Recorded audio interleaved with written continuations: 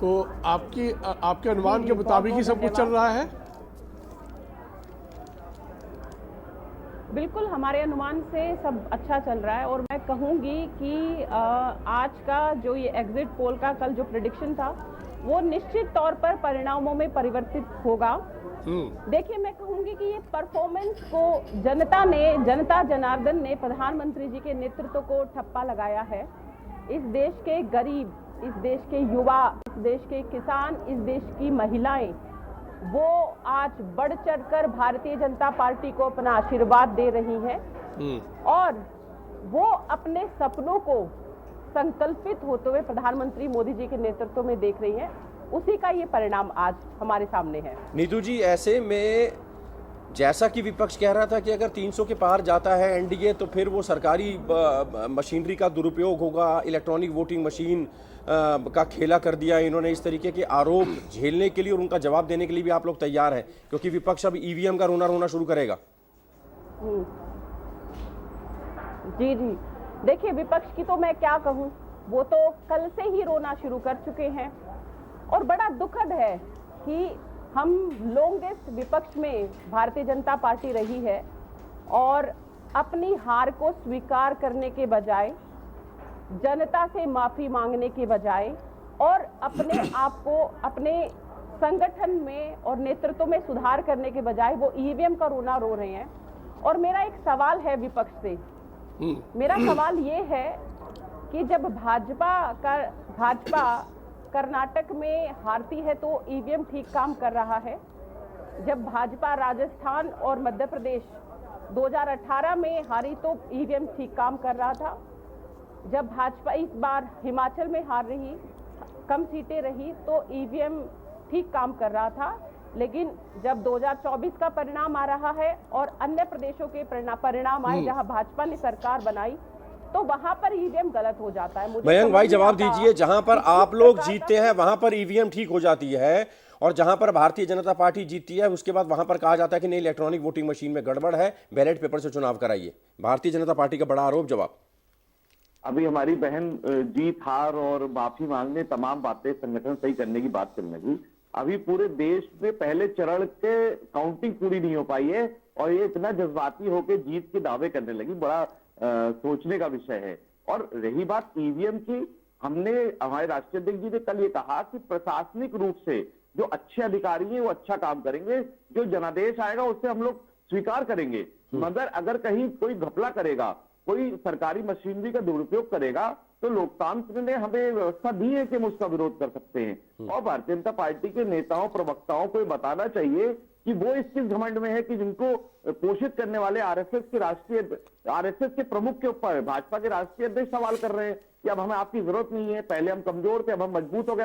जब उन्हें आरएसएस की जरूरत नहीं है तो मुझे लगता है उनको जनता जनार्दन की भी जरूरत नहीं है। उनका सिर्फ एक मानना है कि हम आरएसएस को बीजेपी की जरूरत है, बीजेपी को आरएसएस की जरूरत है, और आपके हिसाब से अब दोनों को एक दूसरे की जरूरत नहीं लगी, जैसा कि आप बता रहे हैं। लेकिन बड़ा सवाल इसके बाद आता है, जहां लोकतंत्र का महापर्व चल रहा हो, जहां एक परीक्षा की घड़ी आपके लिए भी है और एक परीक्षा की घड़ी एनडीए के लिए भी है, बीजेपी के लिए भी है। ऐसे में आप पूरे इंस्टीट्यूशंस को सवालों के घेरे में जब लाते हैं तो कहीं ना कहीं लोकतंत्र को कमजोर करने वाली बात सामने नजर आती है। क्या आपको लगता नहीं कि हकीकत से रूबरू होते हुए सच को स्वीकारना ही ईमानदार राजनीति है? देखिए, इंस्टीट्यूशंस को कोई सवाल के घेरे में नहीं ले रहा है। लोग सही और गलत होते हैं, कभी भी कोई इंस्टीट्यूशन जाति धर्म गलत नहीं होता है, उसके कुछ लोग सही और गलत हो सकते हैं। और मुझे लगता है कि ये अधिकार भी हमें लोकतंत्र ने दिया है कि अगर कुछ गलत होता है तो हम लोकतांत्रिक व्यवस्था के तहत अपना विरोध प्रदर्शन कर सकते हैं, हम अपनी विरोध प्रदर्शन दर्ज करा सकते हैं, विरोध दर्ज करा सकते हैं। तो लोकतंत्र ने हमें व्यवस्था दी है, हम लोकतंत्र के साथ काम करने वाले लोग हैं, लोकतंत्र से बंधे हुए लोग हैं। हम भाजपा की तरह लोकतंत्र के खिलाफ नहीं है, ना लोकतंत्र को समाप्त करने की तैयारी कर रहे हैं। क्यों लगता है कि भाजपा लोकतंत्र के खिलाफ है? क्यों लगता है? Give me one good example.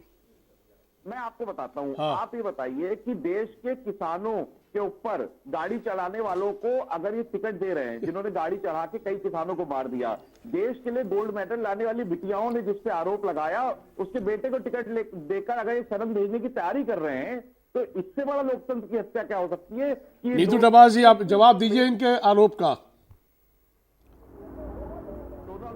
देखिए, मैं कांग्रेस के प्रवक्ता को यही कहना चाहूंगी कि पिछले जो चुनाव का दौर चला, आप उसका विश्लेषण करते हैं तो विपक्ष ने सिर्फ एक ही काम किया, भय को दिखाना और उसके आधार पर जनता में भ्रम को क्रिएट करना।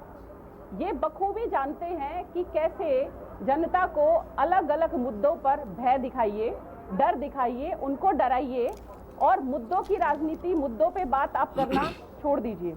और अभी इन्होंने कहा कि हम जो है स्वीकार और कर डराने का आरोप तो आप लोगों पर भी लगता है कि आप जब कहते हैं कि ये आपकी पूरी मंगलसूत्र ही छीन लेंगे सत्ता में आए तो, जबकि ऐसी कोई बात नहीं थी, डराकर तो आप लोग भी चलते हैं। बिल्कुल, वही मैंने कहा कि ये विपक्ष के जो शब्द हैं और उसके नैरेटिव, उसके आधार पर जो ये क्रिएट करने की कोशिश करते हैं, जो भ्रम जनता में फैलाने की कोशिश करते हैं कि संविधान को खत्म कर देंगे, नॉर्थ साउथ जो नॉर्थ साउथ का जो डिवाइड है उसको क्रिएट करने की, या कभी सनातन पे जो है जिस प्रकार के इनके कमेंट रहते हैं, ये उस तरह का भ्रम जो है जनता में खड़ा करते हैं। और इन्होंने किसानों की बात कही, मैं मानती हूँ, तो देश के प्रधानमंत्री जी ने किसानों की भावनाओं को ही समझा और इस किसान के खाते में जब हर महीना 6,000 पहुंचता है तो वो बढ़ चढ़कर प्रधानमंत्री मोदी जी का धन्यवाद करता है।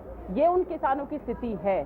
तो आज जरूरत है कि विपक्ष लोकतंत्र को मजबूत करने के लिए अपनी मजबूत भूमिका का निर्वहन करे। एक जिम्मेदार विपक्ष की क्या भूमिका है उस पर बैठकर विश्लेषण करे और जनता के बीच में जाए, जनता के जनादेश को स्वीकार करे। ठीक, मयंक जी सुन लिया आपने। से कहना चाहता हूं कि बहन इस लाइनों को याद रखे, एक अच्छे विपक्ष की भूमिका इन्हें निभानी है। अगर ये निभा पाए, द्वेष की राजनीति छोड़कर एक अच्छे विपक्ष की जिम्मेदारी भारतीय जनता पार्टी और विपक्ष में आएंगे तो निभाएंगे ही। अभी तो रुझानों में सरकार इनकी बम्पर तरीके से बन रही है। मैं सहमत हूँ, रुझानों में इनकी सरकार बनेगी, मगर जो यथार्थ होगा, जो सच्चाई है, उसमें इंडिया गठबंधन की सरकार बनेगी। इन्होंने ना आरएसएस प्रमुख वाले मामले में कुछ बोला, ना किसानों के हत्या करने वाले को टिकट देने पे बोला, ना बेटियों को शोषण करने वालों के ऊपर बोला। चलिए यही जवाब लेते हैं एक बार। नीता जी हमारे साथ मौजूद हैं। नीता जी, समझना चाहेंगे, भारतीय जनता पार्टी पर ये इस बार आरोप लगता है कि आपका जो कैडर वोटर है वो नहीं निकला, आरएसएस ने आपका साथ नहीं दिया, मोहन भागवत कहीं कैंपेनिंग करते हुए दिखाई नहीं दिए, तमाम और आरोप। इनका जवाब दे दीजिए, वो जवाब मांग रहे हैं आपसे। आरएसएस हमारे ना रीढ़ की हड्डी है, वो जिस तरह से काम करती है वो ग्राउंड लेवल पे काम करती है। इनकी तरह से काम करने वाले हमारे यहाँ शो नहीं करते। हम काम करते हैं, ज़मीन पे उतर के काम करते हैं। तो ये बात छोड़ दें कि कोई अगर भारतीय जनता पार्टी के इंटरनल इंफॉर्मेशन है वो सबसे पहले कांग्रेस को बताई जाती। कैसे? जैसे इन्होंने जयराम रमेश जी ने बोला डीएम की बात है, तो सारे डीएम ने इनको कॉल करके जयराम रमेश जी को बोला कि हमें ऐसे से बोला गया है। तो ये गलत, ये सारी मनगढ़ंत कहानियां ये परोसते हैं एक थाली में कि शायद जनता इनको मान लेगी, लेकिन नहीं।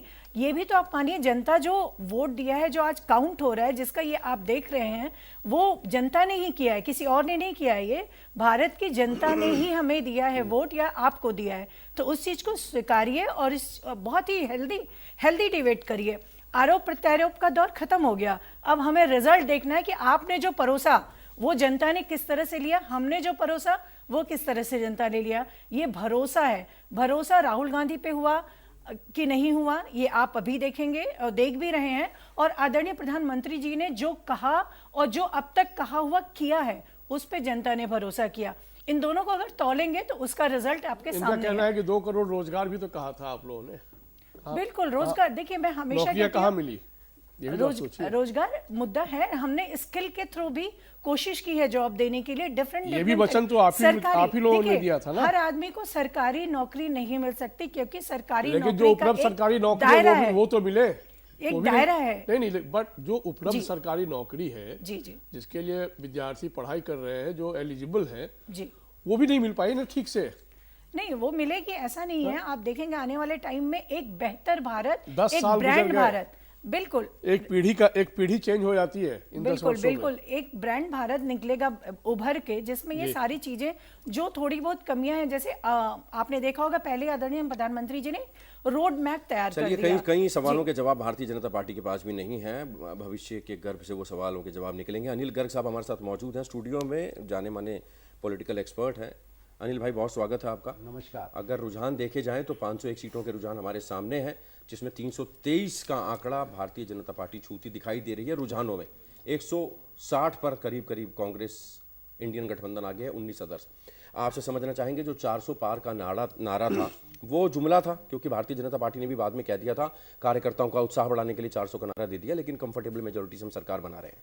नलिन जी, बात ऐसी है, जब 400 का बात की थी उस समय मैं बार बार कह रहा था कि ये नैरेटिव सेट करने की कोशिश की जाती है कि हम एक तरफा चुनाव लड़ रहे हैं कभी, और ये भी बात सही है जो भारतीय जनता पार्टी के नेताओं ने बाद में कहा कि हमने कार्यकर्ताओं में ज्यादा उत्साह रहे, ज्यादा जोश रहे, इसलिए कहा, और ये बात तो ठीक है, एक लक्ष्य दिया भाई जाता है। यार एक सेकंड रोकता हूँ, विक्रमादित्य की कुछ बाइट आ रही है, सुन लेते हैं। अनुमानित किए हैं उसके ऊपर हम खरा उतरेंगे and we should be comfortably in a position to form the government. अब हनुमान जी के आशीर्वाद लेने के बाद क्या आप मंडी की तरफ प्रस्थान कर रहे हैं? अभी करेंगे, अभी वापस मैं घर जाऊंगा, उसके बाद थोड़ा सा देखकर फिर थोड़ी देर में जाने का प्रस्ताव करेंगे। Thank you, good luck. Thank you. Congress के नेता बता रहे थे कि सारी चीज़ों का समीकरण अभी किया जाएगा, क्योंकि अभी तो रुझान ही आ रहे हैं और जैसे जैसे दिन आगे चढ़ेगा वैसे वैसे तस्वीर और साफ होती चलेगी। हमारी सहयोगी ज्योत्सना हमारे साथ मौजूद है उत्तराखंड से। ज्योत्सना, काफ़ी देर से आप वहाँ पर मौजूद हैं, लगातार एक बड़ा चुनावी कैंपेन भी आपने कवर किया है। आपने अपने एग्जिट पोल के मुताबिक जो सामने आए थे एग्जिट पोल, उसमें आपने भी हामी भरी थी कि हाँ, भारतीय जनता पार्टी को, एनडीए को बड़ा फायदा होने जा रहा है पहाड़ों में, खासकर उत्तराखंड में। इसके पीछे वजह क्या देखती हैं आप? एक बार पूछ लीजिए। ज्योत्सना, आवाज आ रही है? हाँ, नहीं सुन। गर्ग साहब, यही सवाल आपसे। अगर उत्तराखंड की बात करें, हिमाचल की बात करें, तो भारतीय जनता पार्टी कितना गेन करेगी वहां से? उसमें थोड़ा और भी मैं ऐड कर देता हूँ, इसे थोड़ा सा मैं जोड़ता हूँ। अग्निवीर को लेकर बड़ा ये बात पूरे चुनाव के दौरान एक माहौल बनाने की कोशिश होती रही कि उत्तराखंड में इसका बड़ा जो पहाड़ी प्रदेश है, खासकर उत्तराखंड की, जहाँ ज़्यादातर लोग फौज में जाते हैं, वहाँ पर नेगेटिव इम्पैक्ट पड़ेगा बीजेपी के लिए। लेकिन एग्जिट पोल कुछ और कह रहा है। नहीं, मैं ये कह रहा हूँ कि उत्तराखंड या हिमाचल में भारतीय जनता पार्टी 100/100 गेन कर चुकी थी, और वो बीजेपी को क्या गेन करने वाला है? वहां पे तो कुछ होने का चांस है, बीजेपी को लॉस ही होने की संभावना हो सकती है। मेरे को लगता है उत्तराखंड में एक सीट थी जिसपे गढ़वाल पौड़ी की, जिसपे अनिल बुनेली भारतीय जनता पार्टी तरफ लड़ रहे थे, वो थोड़ी टफ सीट मानी जा रही थी। लेकिन अल्ट्रोल मेरे को ऐसा लगता है कि हिमाचल और उत्तराखंड में बीजेपी को क्लीन स्वीप दोबारा से मिल सकता है। दूसरी बात, जो आपने अग्निवीर की बात की, अग्निवीर बिल्कुल डिबेटल एक विषय है। मुझे इसमें लगता है कि भारत सरकार भी दोबारा इस पर जरूर विचार करेगी और इसको डिबेट में लाना भी चाहिए कि ये 4 साल वाली योजना क्या सचमुच इसको इतना इफेक्टिव है, जैसे और देशों में भी ये योजना चलती है कि भाई आप लीजिए, क्रीम आप रख लीजिए, बाकी को वापस भेज दीजिए, और 4 साल में 18 से 22 साल तक में कोई यूथ का ऐसा नहीं होता कि पूरा करियर खराब हो गया, कुछ गड़बड़ हो गई, कुछ और नहीं कर सकता, ऐसा भी नहीं है।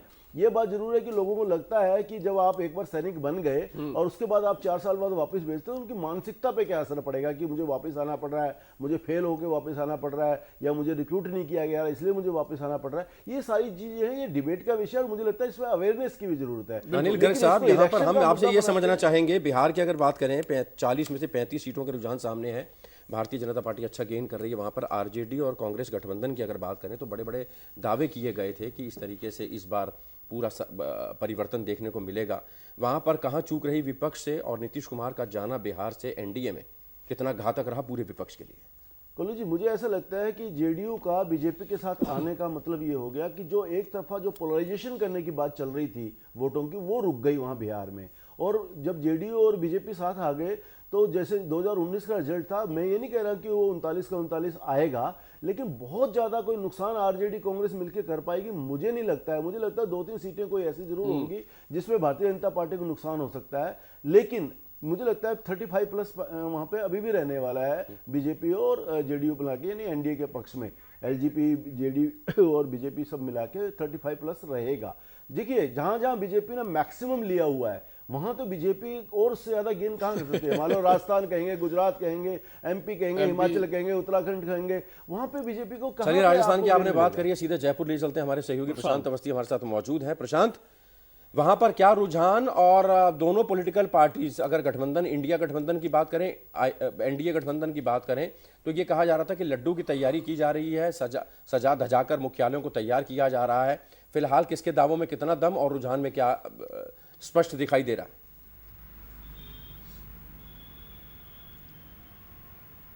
देखिए फिलहाल अगर जो रुझान की बात करें, कुछ देर पहले हमारे पास पहुंचा था, वो है 20 पर बीजेपी लीड कर रही है और 4 पर कांग्रेस। लेकिन एक जो निर्दलीय लीड कर रहा है उसने केंद्रीय मंत्री कैलाश चौधरी की नींद उड़ा रखी है, क्योंकि बाड़मेर से वो अभी शुरुआती राउंड में तो कम से कम आगे चल रहा है। और मैं बताना चाहूँगा बाड़मेर के जो काउंटिंग बूथ है वहाँ पर पहले ही पहुँच चुके 7:45 बजे, यानी कि वोटिंग शुरू होने से पहले रविंद्र सिंह भाटी पहुंच चुके थे। और ये 26 वर्षीय वो व्यक्ति है जिन्होंने वाकई बीजेपी और कांग्रेस की नींद उड़ा रखी है।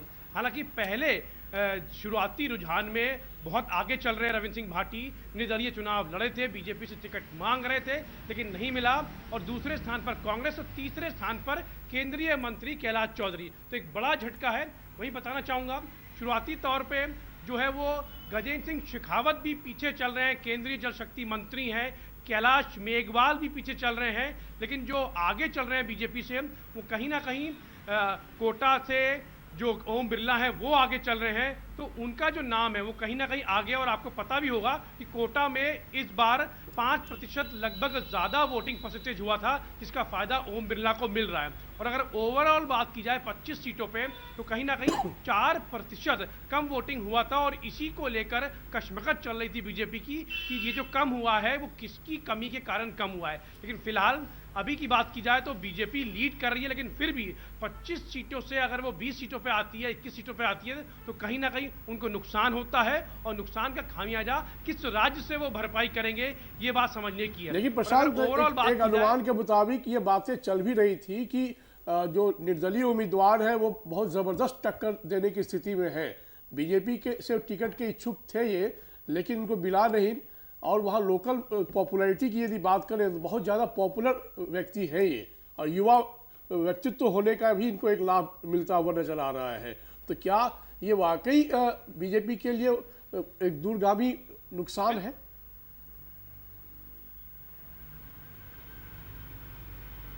बिल्कुल।